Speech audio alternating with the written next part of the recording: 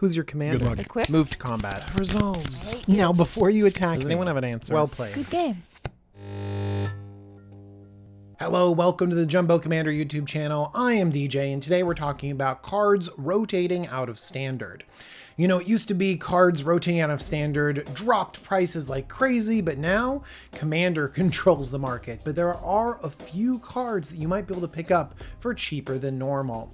Let's look at Core 2021, one of the sets rotating out. I've already talked about Throne of Eldraine. I've already talked about Theros, Beyond Death, Ikoria is coming up. All these sets have insane commander cards. So let's actually start off by understanding the set and what's in it. Let's look at the top 10 commander cards in Core 21. Starting up with Garruk's Uprising. This super inexpensive enchantment lets you draw cards, grants trample, it's great. Village Rites is a reprint, it's a staple in Sacrifice decks, and it gives you really cheap way to draw extra cards. Radha, Heart of Keld, lets you play lands off the top of your library, which is just fantastic. You always want to be playing lands, and that card draw that you generate that way is amazing. Plus, the pump ability on Radha makes her really, really dangerous. Next up at number 4, we have Sanctum of All. If you like Sanctums, you're going to be playing Sanctum of All, so it just automatically goes in all those decks. I'm actually surprised that so many people are playing it. Next up at number 5, we have Teferi's Ageless Insight. If you like to draw cards, this lets you draw extra cards. And we always want extra cards in Commander. Coming up next, we've got Mangara the Diplomat. You know, we have Teferi's Ageless Insight, which does nothing unless you're already drawing cards.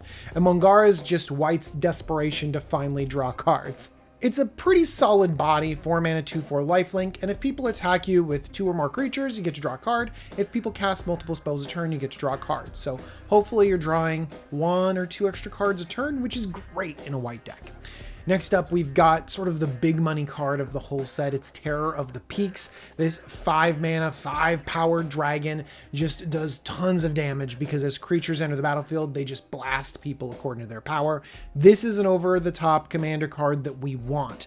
It was not seeing a lot of play in standard though. So I don't think this price will dip very much, but if it dips a little bit, I'd pick up your Terror of the Peaks. Next up, we've got Veto, Throne of the Duskgrows. Any life gain deck would love to have a Veto in it. Finally, we've got number 9, Teferi, Master of Time. In multiplayer, Teferi goes crazy because you can tick it up on your opponent's turn, and when your opponents can't immediately threaten Teferi, you're just gonna take 2 extra turns. You're gonna take a time stretch, and that is insane for 4 mana, not to mention all the looting along the way.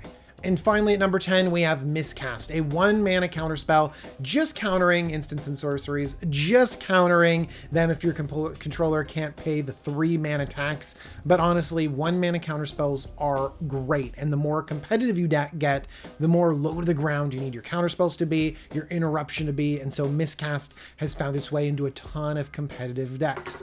Now, core sets have a lot of great themes in them. I love the Enchantments Matter. We've already talked about Sanctum of All. You know, I love the Veto, Thorn of the Duskgrows, and these life gain strategies that are in here. But I think one of my favorite things to look out for in this is all of the doubling that happens. We kind of already saw it with Teferi's Ageless Insight. You double your card draw. But if we look at some of the other cards out there, we've got Double Vision, a spectacularly fun commander card where you copy your first instant and sorcery spell. Unleash Fury is a combat trick for 1 in a red, double the power of target creature until end of turn. Oh my gosh. Invigorating Surge, another combat trick. Put a +1/+1 counter on target creature you control and then double the number of +1/+1 counters on it. Like, there's actually a lot of doubling in this set that's really exciting, but I think my call out card for Commander has got to be Fiery Emancipation because it doesn't double. It triples. For 6 mana, this do nothing enchantment says, if a source you control would deal damage to a permanent or player, it deals triple that damage instead. That is an over-the-top commander effect that I can get behind. Now let's take a look at a card that was played heavily in Standard that could make the jump over to Commander, but at a cheaper price point. Elder Gargaroth at one point in time was around 15 to 20% of the metagame. This is a 5 mana 6/6 Vigilance Reach Trample. When it attacks or blocks, you can make a beast, you can gain 3 life or draw a card. It has so much text on it. But at $16, it really wasn't making its way into a huge amount of commander decks because, you know, it's still just a big dumb creature. But now, not being in standard anymore, maybe the price of this goes down and it can get in those green mid-range decks. You know, you ramp into this and suddenly Elder Gargroth can do a lot of damage and will eat a removal spell. So I like it in Commander, just not at this price point. Let's get it lower so it can get into a lot of decks. The next card I want to shout out is Sublime Epiphany. On one end of the spectrum, we have Miscast, which by the way is like probably the better counterspell. But Sublime Epiphany is the over-the-top, does everything, feels amazing counterspell. So if you like counterspells, one of these is going to hit you somewhere in that spectrum of competitive to phenomenal dirtily. If you're looking for the best budget card in Core 21, it's got to be Llanowar Visionary. 2 and a green for a 2/2. When Llanowar Visionary enters the battlefield, draw a card, tap to add a green mana. It's amazing. It's like literally 2 elves that you would normally play in these decks jammed together. Now I know a 3-mana Mana Dork is not exactly what we're looking for, especially if you're trying to hit the mid game really hard, but there are a ton of decks out there that are going to be happy ramping into 6 drops, 7 drops, 8 drops, sort of that bigger level ramp. And the fact that this lets you draw a card means that you're not losing tempo on your Mana Dork. That's the thing that I can't stand about, you know, Llanowar Elves, is that in the late game, they just don't do anything, or I feel like I've lost a lot of tempo if I'm not immediately using that mana. And so Llanowar Visionary solves those problems and fits a lot of these medium to low power decks. So go and get one for $1.